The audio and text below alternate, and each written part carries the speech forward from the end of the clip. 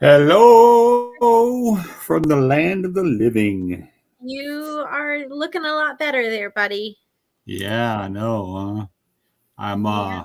I'm I thought there for a while. I said, well, at the very worst case scenario, I guess I can be a Oh ghost for no. Halloween. Oh Everybody says, no. where did Keith go? And I'm like, well, did you hear the news? But I got to tell you, hey, Wes, I appreciate it. Yeah, you see me now. I've got my little. I have a lot of people. I was at church the other day. A lot of people go, "Wow, you've lost a lot of weight." I said, "Yes, I have. I've since summer to now, I've done well, and I tell you, I feel a lot better too because of that. But I had a quite the little scare there. I went from not feeling well to being sick to in the hospital and not good off at all. Mm. I just want to tell everybody that was from West to Robin, uh, to so many people um, that were so kind. When you get at the bottom of the barrel and you're thinking, well, this must be, you got a feeling this must be it, and then you pull through. You start when you do, you realize what's more important in life, Mm-hmm. and your peeps, the people you love, the people you care about, your family, your everybody.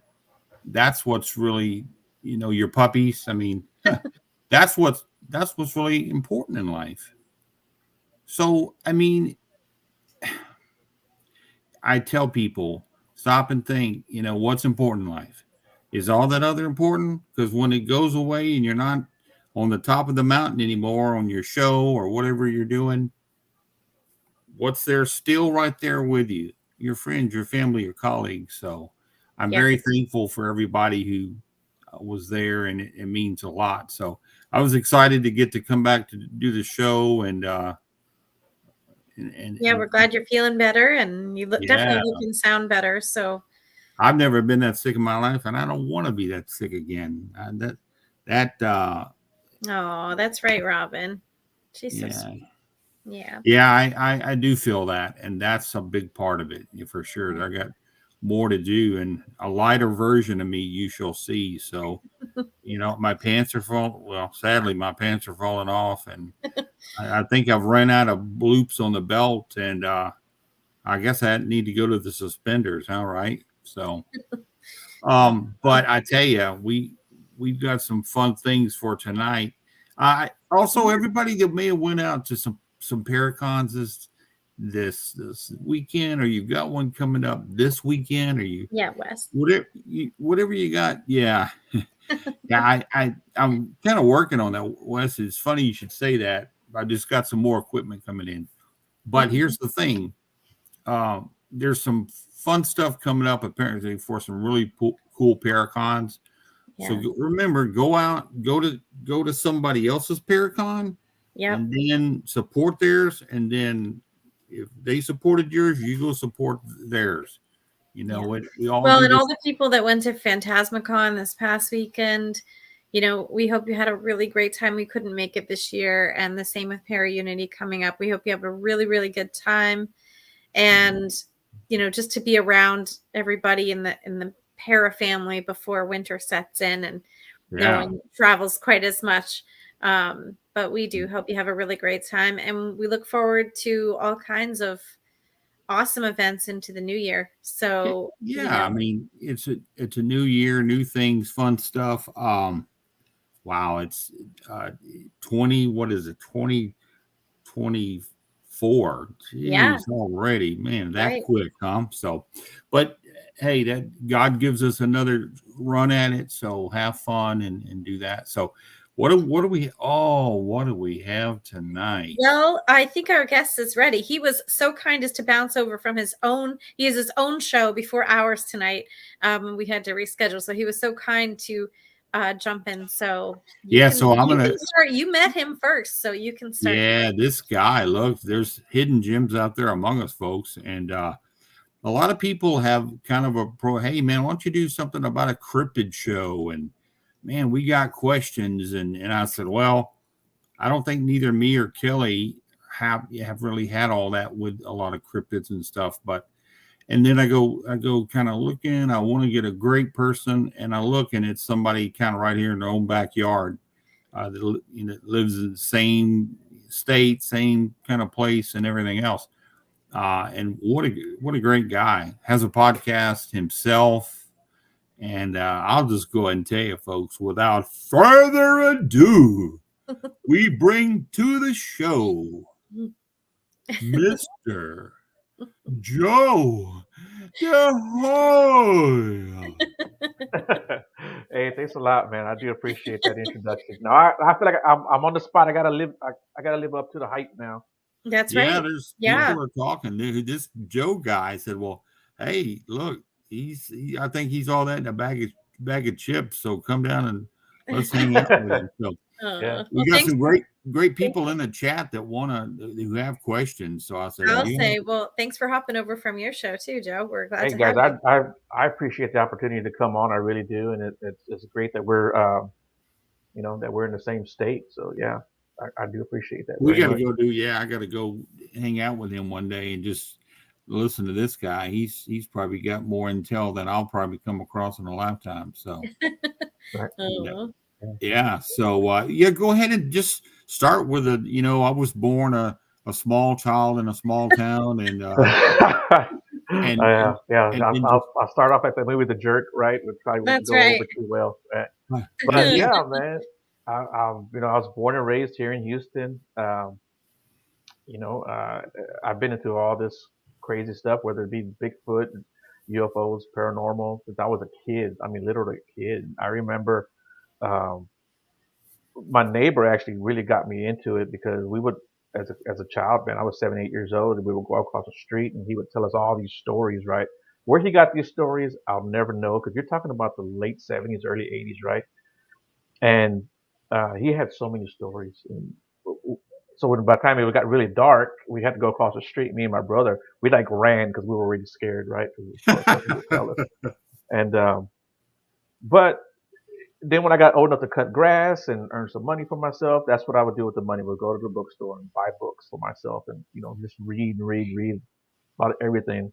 I even had a book on like spontaneous human combustion, right? Uh, Wow. Yeah. Wow. yeah, it's just what I could find, and but yeah, so this is something I've always been interested in, and even through high school, I was still reading these books, and after high school, went to college, wound up, getting married, Anyway, so that took a lot of my time, and I got out of that place. But then about 2011, 2012, I started getting back into it and started following podcasts, and uh, I met Will Jevning through that. That's how I met Will Jevning. I don't know if you guys are familiar with Will Jevning or not, but yeah, he's one of the tops in the field. He's got, man, almost 50 years of experience with the Bigfoot Wow. community now, um, and of researching, and he's authored several books. But so having him as a mentor really helped me out and got me to where I'm at now. And now I've got like my own podcast, and I talk about everything, under the sun, basically. And you Wow. know, I go out and research, as much as I can, especially during the winter time and the cooler weather. The last couple of summers, I haven't gone out as much just because it's just gotten so hot, and getting a Yeah. little bit older. No I'll be kidding. I'll be I'll be 52 this week, so Oh, Well, come happy on. early What birthday. day? yeah, What day's your birthday? November 2nd. Awesome. Well, Yeah. okay. Well, maybe. Okay, cool. Well, that's cool. Well, hey, it's so fun to get to hear all that. But if we've already got questions for you in the chat, I did see Robin ask some so questions. Kelly, She asked if you've ever been to the Ohio Salt Fork Lake area. I've never been there. I've been to Ohio. I've never been to that area. I would love, love, love to go back and visit that area because I know that area is a very active area. There's a lot of encounters from that spot from Salt Fork. So, uh, that's I definitely think we on should my make a bucket group list. field trip because Robin's mentioned this several times now, and I've not been. So I think we just all need Yes, to do a pair family field trip to that area right, because yeah. it's super intriguing from what she'd said. Let's see. She asked as well if you'd ever personally seen a Bigfoot. Never have full on. I've seen the flashes of fur. I've seen it was pitch black one night, and I've seen this figure right at the trailhead, and it was rocking back and forth. And that night we were hearing all around us. I mean, we had like the brush was just shaking, like something was shaking it. We heard screams and howls. We were hearing branches break, and I'm getting nervous talking about it. Um, but yeah, that was a crazy, crazy night. That was one of the craziest nights I had ever experienced. And I was sitting at the camp, and I'm looking out towards this, towards where I knew where the trailhead was at, and I could just see this dark figure kind of rocking back and forth. And I was just looking and looking, and I'm like, okay, my eyes messing with me, you know. And I would look Right. away for a little bit, because at night, man, the shadows can just play tricks with you, especially when you got it on your brain, right? So I try to really slow everything down, and I would look back up, and it was still there, just rocking back and forth, side to side. So whatever it was there. Even my friends that were there with me, he was like, "Dude, what are you looking at?" I'm like, "I'm not looking at anything. No, I know." Never mind. Yeah, Never yeah, mind. and Oh. yeah, Was that can in you? Texas, Joe? Yeah, I was yeah. in. I'm in Texas. I'm in Houston.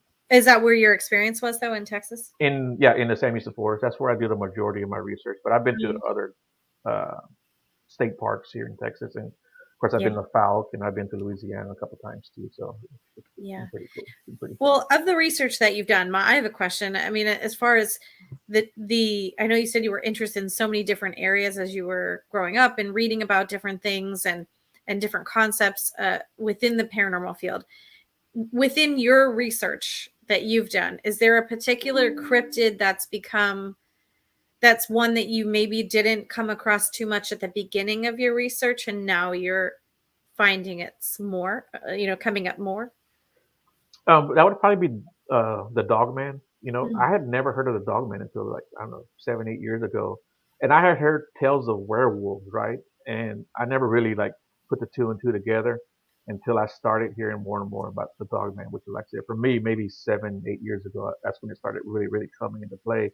And now I actually get reports on people seeing these creatures. So it's very interesting, and I've never come across one. I've never seen any sign, but I know that they are here in Texas. I would love to go and research them, but when I have time off, it's like, okay, do I go where they say dogmen are at? Do I go where they say, Bigfoot's at, or do I? Because I want to get into the paranormal also, Mhm. uh, but man, it just the forest calls them. The Right. forest calls Yeah. them. Oh. Yeah, Wes says, now you've heard of the Keith man. Yes, that's right. There he Right. is. And yeah, that's so Yeah. cool because yeah, Wes mentions that Mhm. as you talk about paranormal some things, and then you have what you have with Bigfoot. I've been just really wanting to get out there and learn that, and then so it's going to be cool to get to develop that friendship, and then go and then because I've been to the same Houston Forest as well. The time that we were there, it flooded. I'm not talking about raining. It came Oh, down. It came a. Yeah, I am a pretty good tall guy, and yeah, I've lost the weight though. I don't weigh what I was, but the it came a downpour like a what we call them in Texas a gully washer, right, yeah. and it was no pun intended, it was a wash. Hmm. So, but I know that area up in there has been a lot of people saying everything from rocks being thrown to them coming in camp and um, so and they've got everything they need there. Heavy cover. They've got the lakes. They've got tons of pigs and deer. So, geez, they have You everything they know, need. and that's one thing I tell people because people are like, well, how can these things hide in the forest if they're so big, right? If you've been in the Sam Houston, you could literally put a T-Rex back there and you'd never see it. mhm. It is so overgrown. and Yeah. you get a little bit of rain, 2 3 days of rain, and you go back 2 3 days after that, the brush just grows up. I mean, it loves that moisture so much, you know. Mhm. Um, Yep. yeah, so the Sam Houston is thick. It's so thick, there's some spots you can't see 2 or 3 feet in, you know. So that's what I was going to ask about that, because now is he more known as the skunk ape in the Sam Houston forest, or is that more towards Louisiana in the swamps? Yeah, I wanted to Yes. try to. Skunk ape is more towards Florida, actually. Well, actually in Florida, you know, just because of of the smell, and there's theories on whether or not it's that creature excreting that, or just because he lives in the swamps. You know, some of that Yeah, swamp is pretty stagnant, so maybe that's why. But yeah, the skunk ape is mostly in Florida, right? no kidding. And Joe, do people like do you do a lot of witness interviews for these Yeah, different cryptids? Like do people contact you directly to do that within your area, or do you kind of investigate per case that you hear about? yeah. So a lot of the cases that I investigate are here in Texas, and I should have had my map up. I got a map, and almost the entire east side of Texas, I've got pins in it, right? And Wow. it's just got like there's probably 30, 40 pins just on that one side of East Texas. I mean, all the way from the big thicket, the Sam Houston, all the way up to the Cattle Mills area, going Wow. into even Oklahoma and a little bit into Louisiana and even south. So yeah, I investigate a lot of those personally. People call me and they'll tell me their encounters, and I'll try to go check them out. Um, I've got one lined up in December here in Texas. Also, they've had issues in it. I love private property because you can go on private property, not worry about other people, campers or hunters, anything like that. Right. But yeah, yeah, I've got a lot of people here in Texas. I get phone calls from everywhere else too, or talk to people. And being with the JRG, we usually have team members in those other states that we can set them up with. Yeah, wow. Awesome. yeah. That's great. Flip has a question. He asked if you ever seen the stabilized version of the Patterson Gimlin footage, and if so, what your thoughts were on it. So my thoughts on that is that it's the real deal. That it's a real creature. I don't think it's a fake. Uh, there were so many people that have done analysis on it. One of the most convincing for me was a gentleman by the name of Bill Munns. I don't know if you guys know who Bill Munns is. He was one of the guys that worked on the original Planet of the Apes, right? And he investigated, or checked out the video himself, and he's like, if someone made this costume 2 years before the Planet of the Apes came out, these guys would be millionaires, because part of the reason why they had clothes on is because they wanted to hide all the zippers and the buckles and the straps, So, and then not just that, but he talks about the anatomy of the creature. Like, you can put a man in a suit, right? But you can't fake where the elbows and the knees and the hips are at. And Mhm. the proportions on Patty are different from a proportion on a man, especially like from the knees down to the ankles. That area is much shorter. The proportions are all wrong for a man. And then, of course, the length of the arms, they didn't have the arm extensions during that time. So, Yeah, and then of that's course she was a female. She had breasts too. So who would have thought they just put breast on this thing? And you're talking about two just cowboys, two ranchers, and they were Mhm. poor at that too. So they didn't have money to invest in the costume. Yeah. that's so cool that you say that, because I saw the show. I mean, I where they did the analysis, and they had all the top guys in this roundtable. And when we're talking analysis, they went and took and broke down all these where there's a tree, and then they go this little this little goes up. It's the height, and Right. then they go the width. They go the stride. I mean, they went in and they just said, look, let's just tear it down. And then the guy came in and talked about, like you said, Joe, about the suit. And they said in the time this was, they didn't really have that the ability to have a costume and to have the muscle definition that showed, as with the strides, the movements, the heads. They said if that were the case, you would see too much material moving, and it wouldn't be real. You could tell it. And they said the bottom line is this is, you know, this is, if there's ever been anything, this is it. And I think they said that there was a smaller, was there a smaller infant owned Patty that she was carrying, or was No, no, yeah, that's one of those rumors that has been going around, and it pops okay, its head up every now and then, along with the Bigfoot massacre in that area. okay, And the same thing I tell everyone else. There were only two people there, Roger Patterson and Bob Gimlin. Mhm. For anyone else to come out and try to, uh, just it's just conjecture at this point, and really it's just a lie because there were only two men there. So Yeah. I'm going to take these two guys' word over people in the year 2023 who want to and now go out and analyze the footage, and it's just this yeah, that kind of stuff really gets on my nerves. Wes Yeah. has got a question. Well, I will get to his question, but I didn't want to miss Robin's question because she posted it a little bit ago. Okay. She asked about Mothman and if you're familiar with those theories on it being linked to something bad happening. Yeah, it's yeah, Mothman. What I know about Mothman is that it's definitely when people see it, it's usually a prelude to things to come, and it's usually not something very good. Not necessarily something like evil, but like it could be a natural disaster or even like the bridge collapse, stuff like that. Yeah, I think there's something to it. I don't know if there's anything, like I said, like a bad omen to it. Just maybe it's just a premonition, of things to come. Mm-hmm. Yeah. Wow. Um, there was something I was going to ask. Oh, Robin's question led me to think of something before I jumped to Wes's question. Do you notice in your case research and witness research that there are, I know you said certain, particular creatures close to you, both in Texas and, certain in Florida, but do you notice like certain beings being in regions? Or do you just notice that they're similar beings but called something different based on their location? Does that make No, yeah, sense? no, I think there's like a top four of different types of the species, and then there's multiple subspecies. And then of course you look at the it's called the Amistad in Russia, the Yowie in Australia, the orang pendek in Malaysia.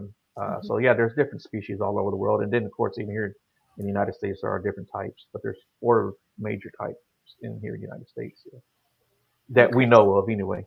Yeah. So they're just kind of similar creatures, but regionally called different. Yeah, and some regions have all four types. I believe we have all four types here in Texas. Mississippi has reported all four types, so it's really not an uncommon thing for anyone or any one state to say we only have this. I think they'll Mhm. have multiple types there also. Yeah.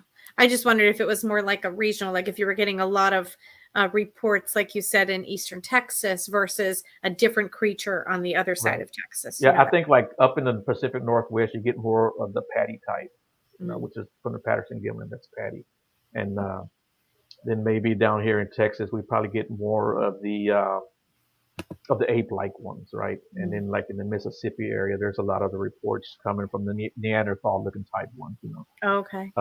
Of course, up by Michigan, you get the dogman type one, right? So, Yeah. um, yeah, so I do think that there are concentrated areas of one type, but I think every area will encounter all the types. Oh, okay. Yeah. Okay. Wes's question, I didn't want to miss that as the chat progresses. He asks if you think that Sasquatch is naturally occurring or some kind of interdimensionary creature.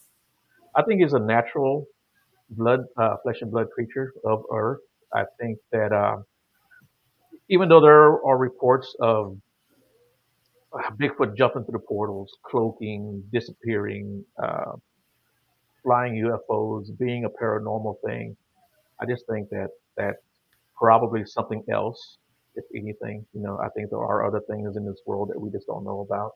And I think, yeah, people have different thoughts on the subject, but I think for the most part, Bigfoot is a flesh and blood creature. But there are probably other entities out there that resemble Bigfoot, just like there are other entities out there that resemble us.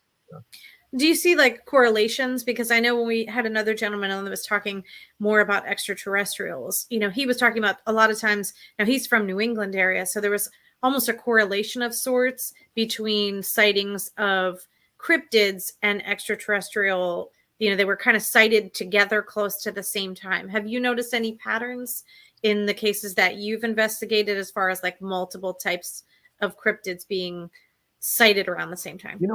I think there's something to that, right? I think like Skinwalker Ranch. I think there's Mhm. something to that. I think there's something that goes on naturally, whether it be portals. Do I think these creatures create the portals themselves? I don't think so. And in places like Skinwalker Ranch, I would think that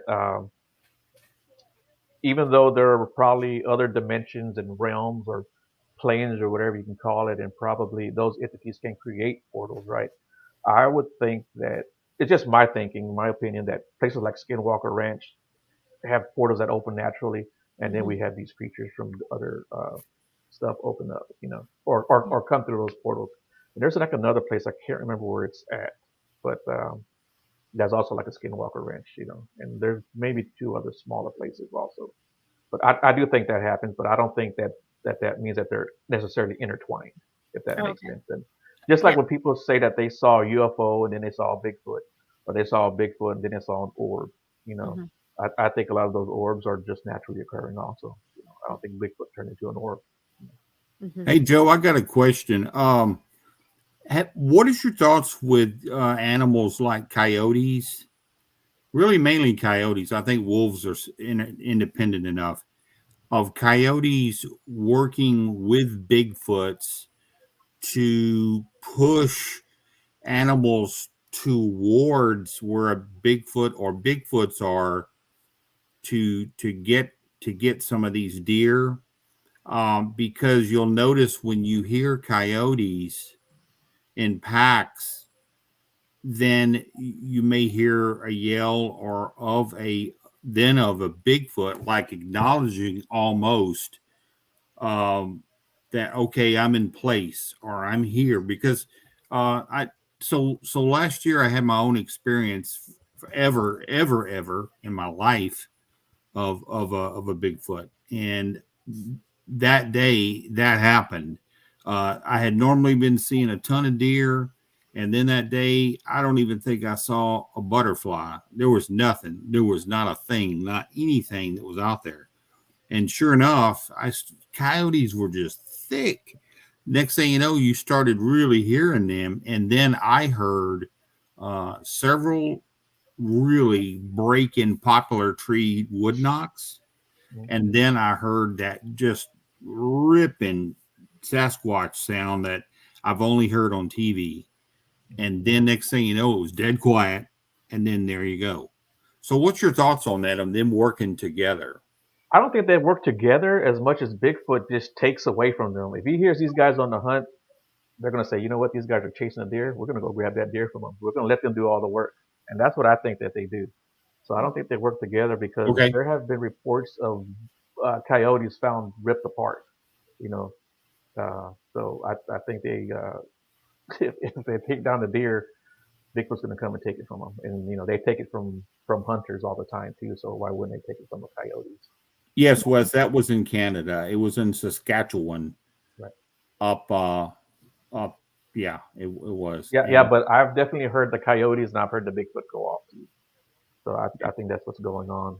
I don't think they're working together because okay. I don't think Bigfoot really cares to work with anything else. And you Yeah. know, yeah, yeah. Now I There's know. a Oh, I'm sorry, Jim. I was gonna say there is a report of a state trooper. I don't remember if he was in New Jersey or the Pacific Northwest, but he heard coyotes, right? And so he went to go check it out, and he saw it was two Bigfoots. What they were doing was they were calling them in. They were mimicking the coyotes, and when the coyotes would come in, he said they would get them, and he said they would just tear them apart. You know, so, Wow. Oh, yeah, he was a state trooper. wow. Wow. Um, do you like? I realize you have, perhaps investigation or case information that you can't share all the details, but is there a story that you could share with us that was really compelling to you as far as evidence for these cryptids? It can be in your area or anywhere that you've investigated. Um, I mean, yeah, I've got several that I can talk about. Do tell. Yeah, one of my favorites is from my buddy Walter. He had an encounter about 3 years ago now, and that's how I met him. He contacted me, and he was out.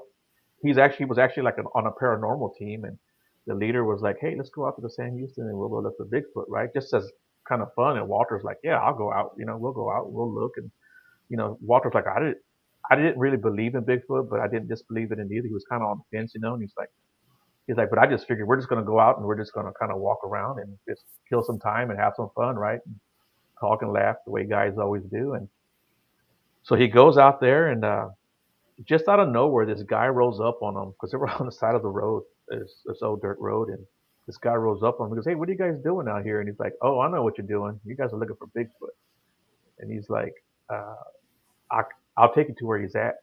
And they were like, "Okay," they didn't think nothing of it. They followed this guy down this dirt road, and they get to this area. He goes, as soon as they got off, they started hearing all these weird screams and howls, and they got surrounded. Stuff was getting thrown at them. And Walter's a former Marine. He was in recon. He had his pistol on him. He's like, "There's somebody out here messing with us, right? Doing this to us." And he's, "I'm gonna go check this guy out." So, he walked down to this creek, and he said he saw something behind a tree, and he was just looking and looking, and he said he would stick its head out, come back in. He said it did it twice, and on the third time, it stepped all the way out. And he said when he saw how big this thing really was, it's like scared him beyond anything he's ever been in. Wow. And Yeah. and he told me, he goes, Joe, his head was about 9.5 feet tall, and which is tall for here in Texas.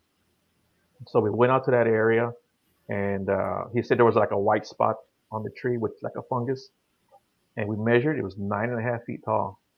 So Mm. yeah, Wow. and yeah, he said that was. He said he had his gun out. He was like, "Hey, you better come out, or I'm gonna shoot," And he said, "Man, when it stepped out, it scared him." And he was like, "I knew at that time my gun wasn't gonna knock this thing down." And he put Right. his gun up, got in his car, and he said they left out of there like like a bat out of hell. Wow. But so that's one area that we research now, and we actually have found some really good evidence there. We've found lots of prints there. We found a tree that was about the branch was about like 12 feet high off the ground, and it was twisted like you would twist a dish rag. You know, that was the only branch on that road that was right before you get to that his encounter spot that had that. And so when I posted it, people were like, "Well, maybe like an 18 wheeler hit it." It's like there's no 18 wheeler going down this road because there's our truck barely fits, right? Yeah. And they were like, "Well, what about a hurricane? Y'all live in a hurricane spot, right?" So there was no hurricanes that came through, and why just that one branch? Right. And Right. then they were like, "And what about an ice storm?" I said, "Again, it was in the middle of the summertime, Mm. and why just that one tree, even if it was an ice storm, right?" And we also found a hog with its head ripped off in that same area, just the head ripped off, no stab wounds, no arrow wounds, no gunshots. Wow. So something ripped, it was ripped off, it wasn't cut off. Yeah. Mhm. It Now, was a I'm not big as hog. familiar with all your creatures in Texas, but you don't have anything that would naturally do that. Like that was what you believed because you investigated the Yeah. scene itself. So you don't have any sort of hunting mammals that would do something like that to Yeah, that. this was a big hog. I bet this hog weighed every bit of 250 pounds. Yeah. He was a big hog. Who's crazy enough to take on a hog and, like I said, took his head off? It was ripped off. It was not cut off. And I don't know if I can make that clear enough. It wasn't cut off. It wasn't Right. shot. It Yeah. wasn't stabbed. It Hmm. didn't have an arrow in it. Hmm. Wow. And that was the only injury that we could see was just no head. So I got a question, Joe. Have you ever heard of the incident that happened? I think what was it in Russia, Oh where yeah, all with the hikers. yeah, well, yeah, like an entire camp of Yeah, kids I think it was like 9 guys. Yeah, that nine were people. dismembered, and they got like one still photo at Right. the end of this little covered up, funky little snow trail of this just giant looking, type of a creature. Right. And they had I mean, it was a huge investigation because they were like, What happened? And then everything was on the DL. Like they weren't talking about it. It was like hush hush. But what's your thoughts on that? And because that's Yeah, very I interesting to me. I think these guys ran into a creature or maybe even a pack of them, and they didn't want them around for whatever reason. They didn't want them around. Maybe they considered them a threat. Oh. Maybe they considered them competition. Maybe Hmm. they were looking for food, and these guys got in the way of that and ruined the hunt for them. Because you're talking about the winter time too, and yeah, and then the manner in which some of these people were killed was just crazy. I mean, they were like pulverized, right? They had it like internal injuries. They had, broken, breastbones. One of the girls had her tongue ripped out. You know, Hmm. uh, one of the theories was that there was a bombing range there, which the Russians were using, and they have like this special bomb that explodes before it hits the ground and it sends out a concussion, right? Everything else was still standing. The tent was standing. Everything else was still standing. So why didn't everything else get destroyed? Oh, Even some of the smaller trees, they would have destroyed some of the smaller trees, and yeah. none of that happened. They had slits cut in the tent, from the inside where you can look out. What were they trying to check out? What were they looking for? So yeah, it's just Well, it's very called strange. it Galatov Pass. Right. Yeah. Yeah, the story. And if you want to check, I tell you, it's like you said, and then some of the pictures, it's just like, cool. Yeah. It's and I think that's something that's one of the only that we some documentation.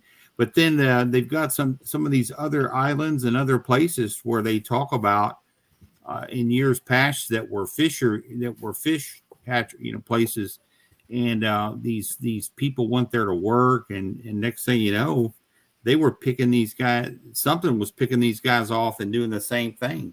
They were finding bodies and ripped in half, and arms and legs, and that's another place where maybe it felt threatened. Are you familiar with that place? I'm familiar with the story. I just didn't know where it was at. But yeah, Yeah, yeah, yeah, yeah. yeah. I'm familiar with that story. But There's a show, and it's got these guys that are on there that are out there, and they're supposed to go to see if this place is safe to be re-inhabited. right. But I, I think so far they've had some stuff happen, but they haven't seen the creature per se. So I think it is that in Alaska. I think it's somewhere out there because they've sent Right. PHs, professional hunters, the cameraman, the investigator, and they have to because they say this whatever this creature is, he's kind of like a Sasquatch sniper. He's behind a tree and Hmm. he just snatches you and then you're done. It's the game Right. over. Yeah. Well, there have been cases here, like back in the day when they had slaves and a slave got loose. It was in Okefenokee Swamp. I believe that was in Florida or maybe Georgia. The Okefenokee Swamp. I don't remember where it's at. But while they were looking for this slave, a couple of guys from this hunting party, they got their heads popped off just like grapes. Wow. Um, I think it's Theodore Roosevelt that talks about that too. One of the guys in his party, or maybe even two of the guys in his party, they found them decapitated with their heads ripped off. Yeah, that seems to be a common theme with these guys. Take off your head, just pop it off just like you're taking grapes off a vine. Oh, yeah. How's Susie? You didn't hear what happened? I mean, it's kind of Georgia, morbid. Western Georgia. Yeah. Joe, is there a particular type of cryptid from the investigations and cases that you've looked at that really is most interesting to you and sparks your interest? It has to be the Bigfoot.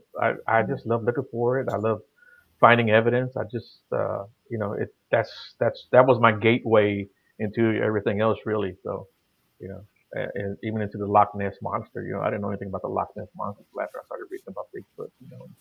So yeah, it's always been Bigfoot. Always been Bigfoot. That's my Wow. first love. Mhm. I would love to go to Loch Ness one day. I had a young lady on my show a couple of shows back, and she was talking about Loch Ness, and she's like, "Yeah, you come up here, you can, we'll take you out." So I want to take her up on that offer. Mhm. Is it that Alaska that you've heard is the location of some of the biggest Bigfoots. There has been it's said with people who have had encounters, and this is what was said, that possibly upwards of close to 12 feet. And this Yep. is actually tree markings to where they saw, Right. and that it was the maybe the giganticus uh, family of the Bigfoots, of the giant, just monstrous Bigfoots. Right. No, absolutely. Even up in the Pacific Northwest, there have been sightings of 12 footers, and even 14 footers. So, yeah, and Canada as well. 14, 15 feet. Some people have said. Up near Cattle Mills, about 5 years ago, I could talk to a guy, and he said the one he saw was every bit of 12 feet. And he said that he had just moved onto the family's property. He hadn't lived in Texas in years. After high school, he moved out of the state. He said, but growing up, he had heard about Bigfoot in the area, and he just said he figured people were just full of it. That he didn't believe any of that stuff, right? He gets married, has kids, come back to Texas, um, and he said that within the first couple of days back on the property, that his family had told him, "Hey, don't go out to the woods at night. Stay here because there's Bigfoot out there." And he's like, "Yeah, whatever. There's nothing back there."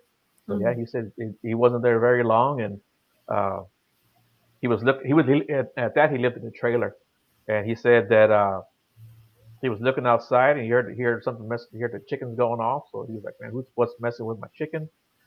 And he looked out the kitchen window. The kitchen window is real small, especially like on a trailer. He said he saw something squatted down by the light, so he banged on the door like, "Hey, get out of here!" And he said, "Joe, this thing was getting up, and it stood up, and it stood up, and it Wow. stood up." And he said, "Joe, this thing was every bit of 12 feet." And he said it turned around and it looked at him and it walked up to the trailer and it put its face against the kitchen because it took up the whole kitchen window, right? And he Wow. said it looked at me like, "I know you know that I can kill you at any time I want to." Mm. And he said, turn around, and he walked away, and his wife's car was parked right there in the driveway. And have you ever tried to reach into something that was too small, so you're kind of doing this number where your arms not fitting in?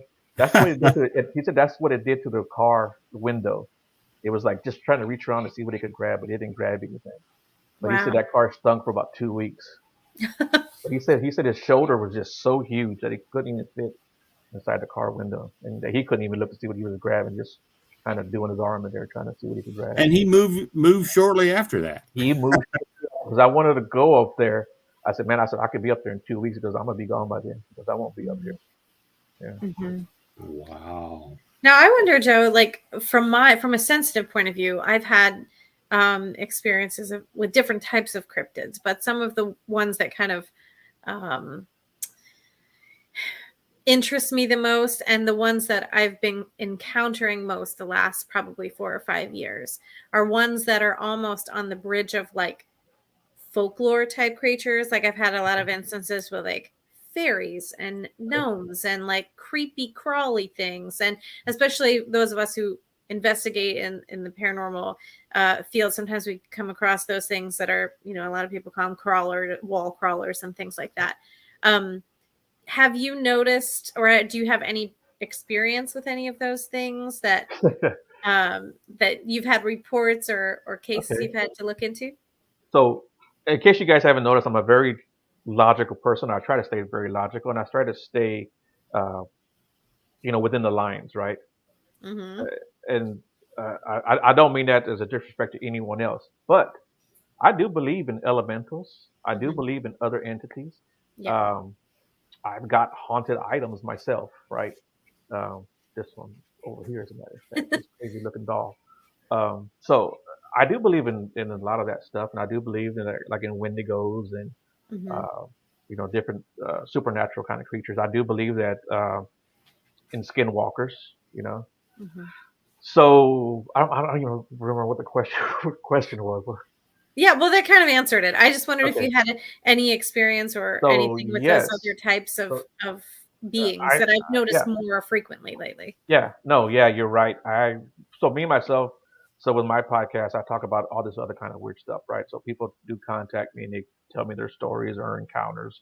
Um, and even here in Texas, I've heard of what's called the little people. You Hmm. know, basically these short little, and those are people aren't sure, or there's not really any solid evidence of whether or not those are supernatural, paranormal, or flesh and blood themselves, right? Hmm. But these people have also indicated that they've seen portals on their property, and they're Hmm. not crazy people. And I think that's something people need to think about. Witnesses, not all witnesses are crazy, right? Right. And Hmm. but people are seeing these things and witnessing these things. And like I said, even in the Bigfoot world, when people say, "Hey, I saw this thing disappear, I saw it turn into an orb or whatever," I'm not discounting their experience at all. I'm just saying I don't think that's what a Bigfoot is. I think Bigfoot is flesh and blood. I think what you saw is something else. Hmm. And but I mean that's fine if you want to say no, Bigfoot do this, then okay, when I find it, I'll let you know. When Yeah. you find it, let me know, right? Hmm. Um, but until then, if that's what a person experienced, then I'm not going to tell them that's not what they experienced, for sure. Sure. You know, Yeah. you know. So I hate to sound like I'm coming off and discounting anyone's experience or encounter, and I'm not. Uh, Mhm. and I would love to hear more of that stuff actually, and try to find out what is going on. Yeah. Um, do you um do you have any, I guess I understand if you can't share these things, but do you have any cases that you're currently investigating? Like very recent ones, or when's the most recent one that you've The had? most recent one is the one here in Texas, and that's the one on private property. And Mm. I'm gonna go there early December and check it out. Uh, the people that contacted me are just as good, hardworking people like you and I. I mean, they're Mhm. good people. Yeah. And it's like I said, people think that when people report to you that there's some weird, crazy people, and they're not. I've talked to law enforcement people, judges, lawyers. I've talked to a surgeon. He moved here to Texas to research Bigfoot. And he's a Wow. surgeon. Yeah. So. Wow. Have you seen any like poignant ring doorbell camera footage? Or like any like security camera footage or trail camera footage? Do people send you that Yes. stuff? Yes. There's some footage out. I can't remember his name. His name is Robert. I can never pronounce his last name, but he's got some really good thermal uh, footage that he just released within the I don't know last 2 3 weeks. It was really good footage. It started with an M. I can never pronounce his last name, but it's something that's like holding on to a tree and looking around a tree, and Wow. it's I mean it's you can see it clearly. Uh, yeah, that's one of the better thermal videos I've ever seen, and that was like within the last 2 or 3 weeks. Hmm. Yeah.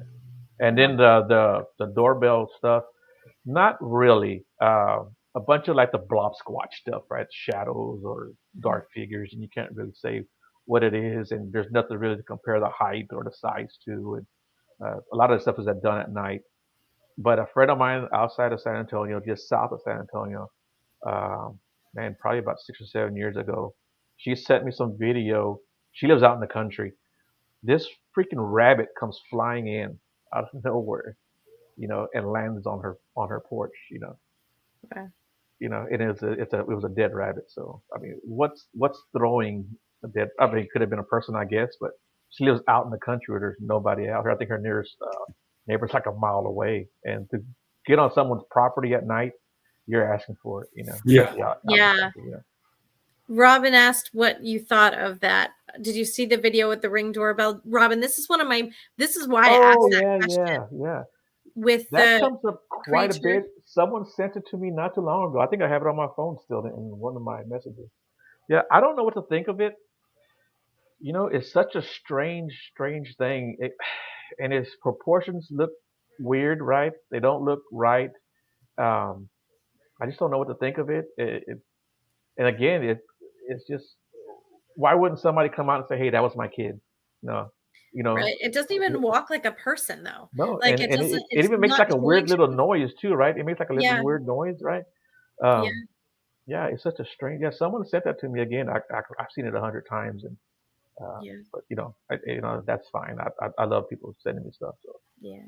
What's your piece of equipment or go-to pieces of equipment when you go out to investigate these cases? Audio, anything recording with audio. It's so hard to get a picture, and with a recorder, you can set it out somewhere, stay out, and let it stay out overnight. So we've got some really good vocals and howls and wood knocks. Wood knocks, we've got a lot of wood knocks. But yeah, I think audio is going to play an important part in proving this creature because Mhm. audio is something that's hard to fake, you know, Yeah. and especially when it comes to the different frequencies that's within people's range and other animals' range and stuff like that. You know, so Yeah. I think audio is a really important part.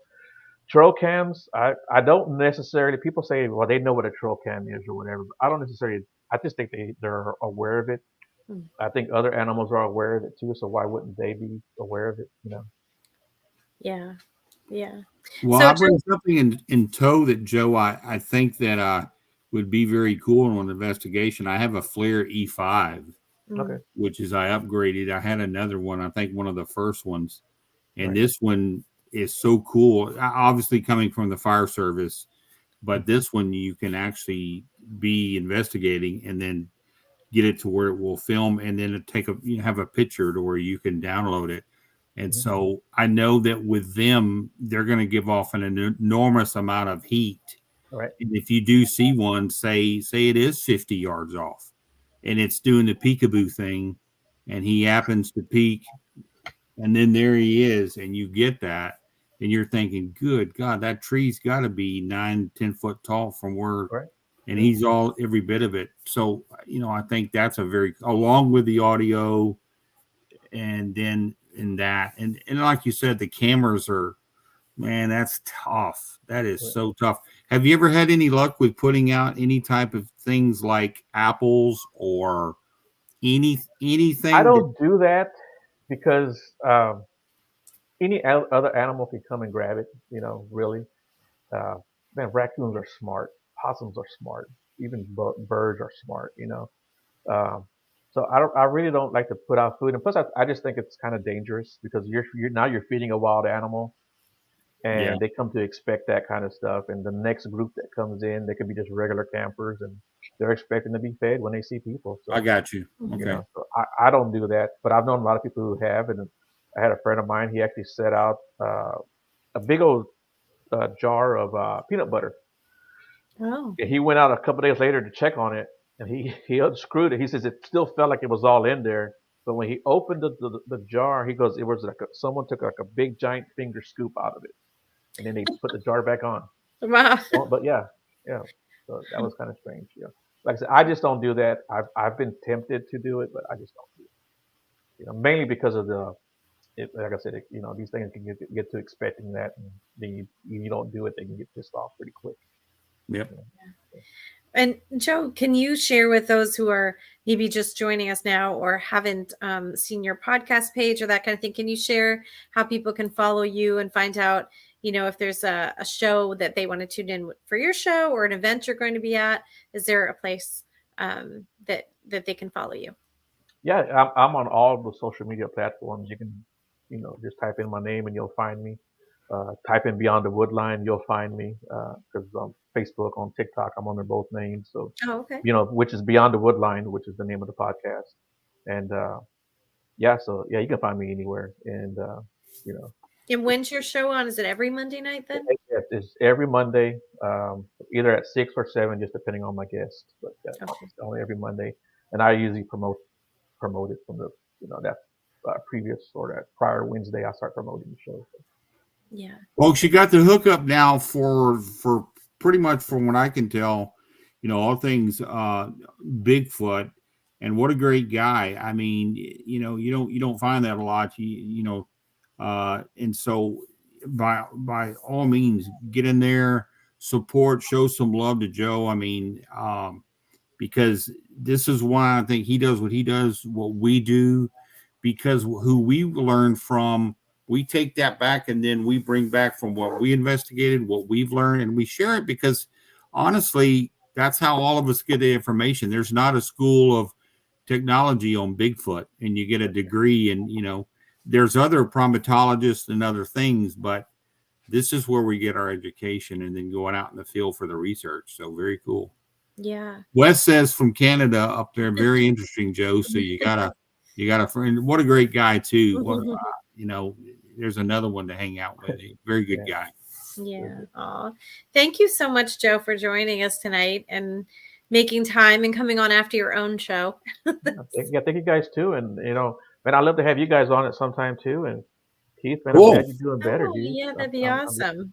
Yeah, thanks, Joe. I was almost at a point to where I was going to be a ghost for Halloween, and people could investigate me. But God is good. I pull through, and the docs, some of them have even said, that there's been folks who have got that who did not make it, and they were able to find the right antibiotics just kind of at the nick of time that worked. And I've actually still got a pick line in my arm getting the antibiotics because they wanted to make damn sure that they got this out of me.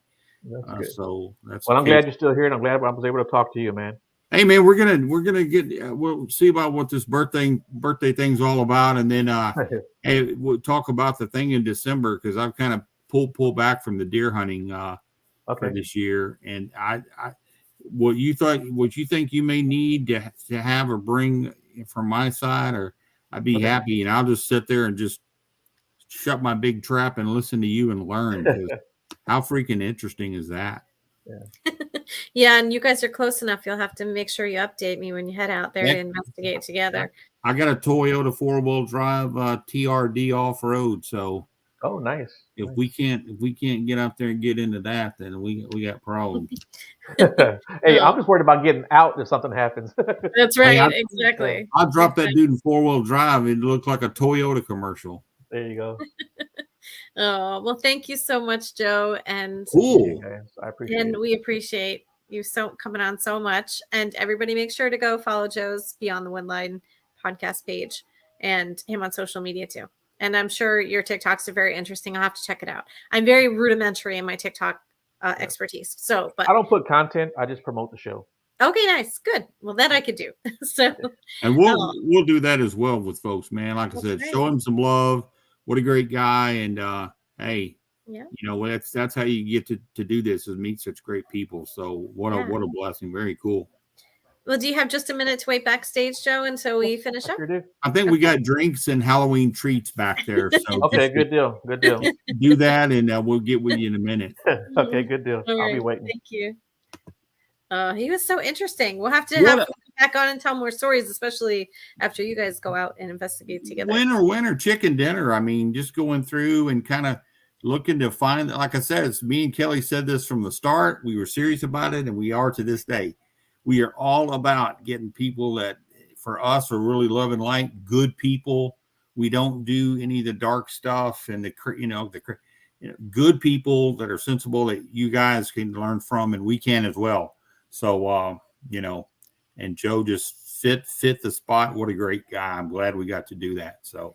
Yeah. Yep. And I'm sorry, there was a little delay. I'm trying to catch up throughout the show between the Facebook messages and the YouTube. I think most of them updated, but I was kind of bebopping back and forth to make sure we didn't miss anything. So thanks to all who posted great questions for Joe and about cryptids and followed along. And we will be back in 2 weeks with our next amazing guest. So make sure that you tune in, and we will see you then. And Keith, we're glad you're back in the saddle again. Thank you. Love and light. Rock and happy Halloween, everybody. Happy Halloween. See you in 2 weeks.